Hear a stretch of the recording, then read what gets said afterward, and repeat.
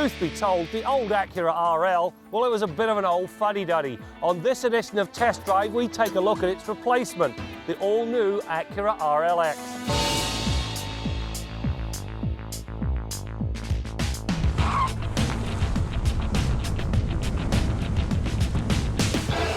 The Acura RLX has more road presence than the outgoing car, and it addresses many of its complaints. To begin with, it's roomier, and it's now available with an all-wheel drive derivative that will be coming down the road. The latter is a hybrid that drives the front wheels with a gasoline engine, while the rear wheels are powered electrically. I have driven a prototype version, and it was one sweet ride.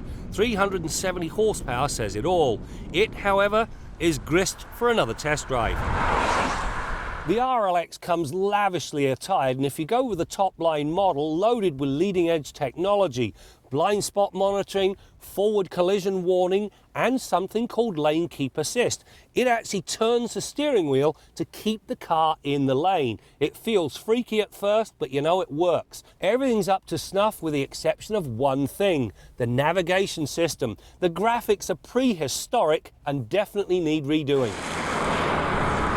The front drive RLX features double wishbones up front and multiple links in the rear. The setup is complemented by the use of amplitude reactive dampers. Simply, the damping changes according to the speed of the body's movement. When loafing along, the ride is cushy. Toss the RLX into a corner and the dampers firm to reduce unwanted body roll. The 245/40R19 tyres then work to reduce understeer at the limit. The RLX is dynamically adept. So far, so good, but what makes this car feel so alive is the precision all-wheel steer system. At slow speeds or heading into a corner, the rear wheels actually turn 1.8 degrees in the opposite direction to the front wheels. Now, if you do a fast lane change, the exact opposite happens. They turn in phase or in the same direction as the front wheels. That's the theory. In practice, you know, it works exceptionally well because it not only brings more stability, it brings a much, much faster response to steering input.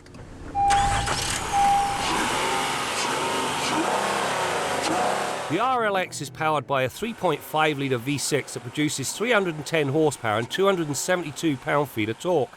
Now, this is enough to instill rewarding performance. It romps from rest to 100k in 6.7 seconds, which is more than up to snuff for the luxury segment. The engine also has the ability to shut down 3 of its 6 cylinders when engine loads are light. This has a dramatic effect on fuel consumption. During the test, the RLX consumed an average of 9.7 litres per 100 kilometres, which is exceptional for a full-bodied sedan. The RLX is a large family sedan, so you've got plenty of backseat space, which makes it ideal for a family of 5.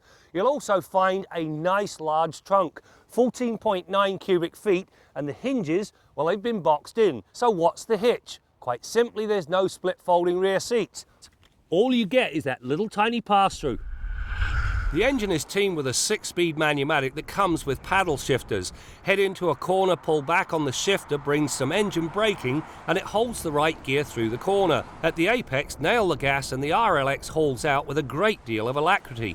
There's also a sport button that sharpens the throttle response and holds each gear a little longer. It does make a big difference to the manner in which the RLX drives.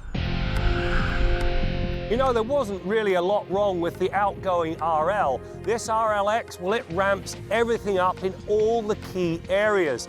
The front drive version, very accomplished. However, the hybrid promises to be something else. 370 horsepower and better fuel economy. Now, that's like having your cake and eating it too.